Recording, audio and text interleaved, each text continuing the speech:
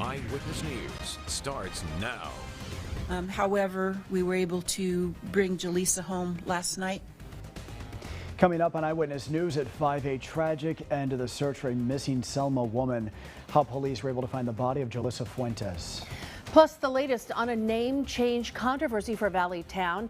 Details on a vote by local leaders today that they say reflects what residents there want. And an uncertain future for thousands of undocumented immigrants brought to the U.S. as children. Are the votes there for Congress to help?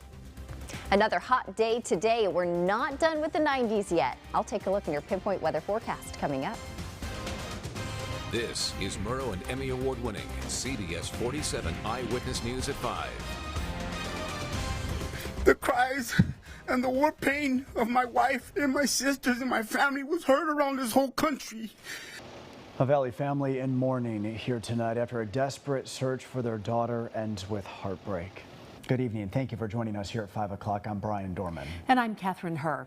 After 2 months, the search for 22-year-old Jolissa Fuentes has come to a tragic end. We learned just hours ago that investigators found her car and her body in a rural part of Fresno County. Jolissa's vehicle went off of the road and down a more than 400-foot cliff. It happened near Pine Flat Lake along Trimmer Springs Road. CBS 47's Esteban Reynoso visited the site of the accident. Esteban joins us now live at the Fresno County Sheriff's Office, downtown Fresno, with what he is learning today. Esteban?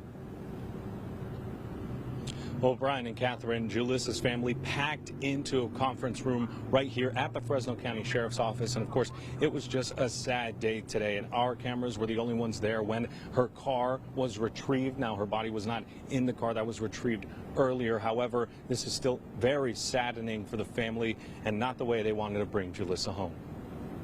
He promised me he was going to find my daughter. He didn't tell me, he couldn't tell me when, but he was going to find her. And he was the one that found her. He was a man of his word. And I thank God, he's my hero. He is my hero, you know, and I've known him for a while. But he was persistent, and his persistence paid off. I'm so sorry. A looming question finally answered after the body of 22-year-old Jolissa Fuentes was found and recovered near Pine Flat Lake in Fresno County. Her family spent 65 days without their daughter. Yep, I've been counting the days every day. I wanted to find her, and I wanted everybody to know that she was missing and that we weren't going to give up until we found her. Exactly what I did.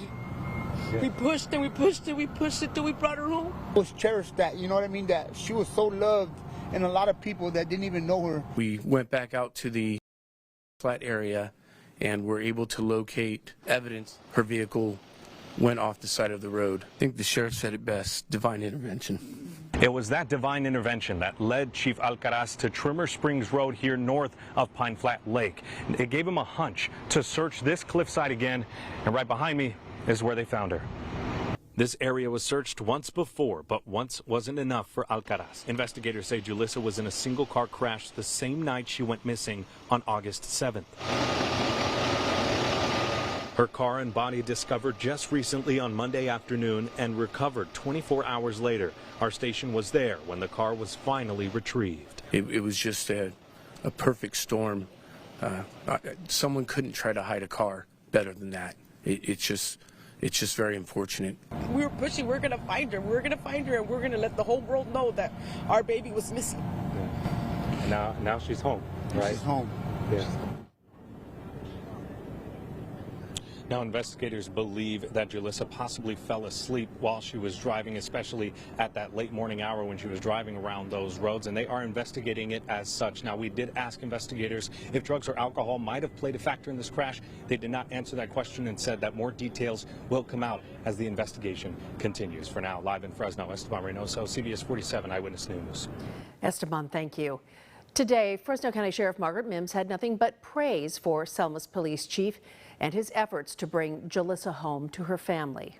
And again, kudos to Chief Alcaraz, because it was above and beyond for him to have that feeling of needing to take a drive yesterday and ending up where he did and ending up calling us saying, I can't see it, but it could be here.